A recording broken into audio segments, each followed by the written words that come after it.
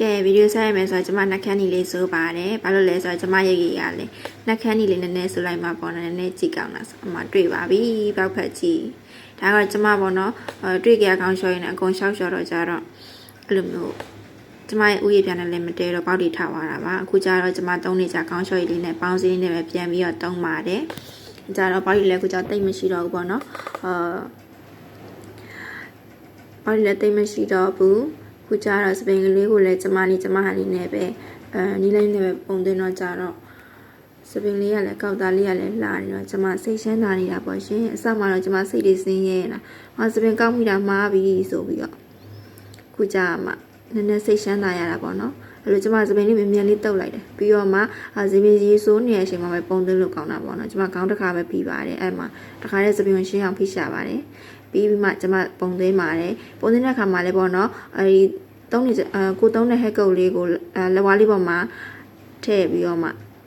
အဲ့လိုစပင်လေးကိုလိုက်တာပိုးပြီးတော့ကောက်သားလေးကိုမြဲစေပါတယ်နည်းနည်းကြကြခန့်နေပေါ့နော်ဘာလို့လဲဆိုတော့ဒီတိုင်းလက်နဲ့ပဲဒီတိုင်းပဲလိမ့်နေလို့ရှင်တိတ်ပြီးတော့မခံပါဘူးအဲ့လိုမျိုးအစီလေးနဲ့လိတ်ထားပို့ပြီးတော့ခံပါတယ်အဲ့ဒါကပေါ့နော်ဒီစပင်ကောက်စီလည်းသုံးစရာမလိုပါဘူး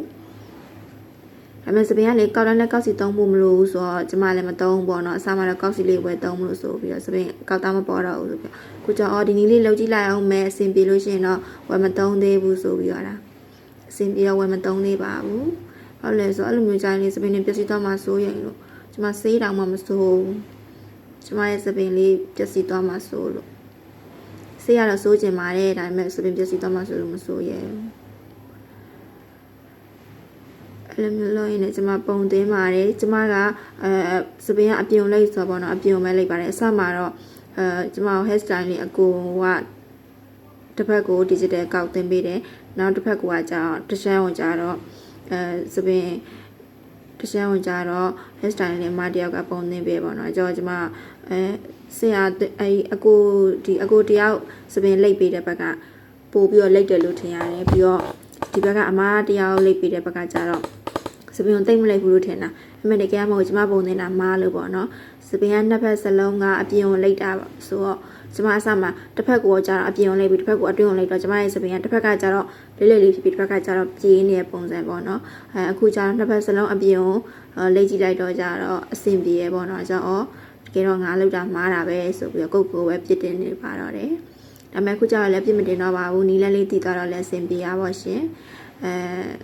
ကျမစင်ပြီးတော့ပေါ့နော်အကုန်လုံးလည်းစပင်ကောက်ထားတဲ့သူလည်းစိတ်ရှမ်းသာရအောင်ကျမတို့လေးပဲပေါ့နော်စိတ်ရှမ်းသာနဲ့နေနိုင်အောင်လို့တင်ပေးတာပဲဖြစ်ပါတယ်အားလုံးကိုကျေးဇူးများတင်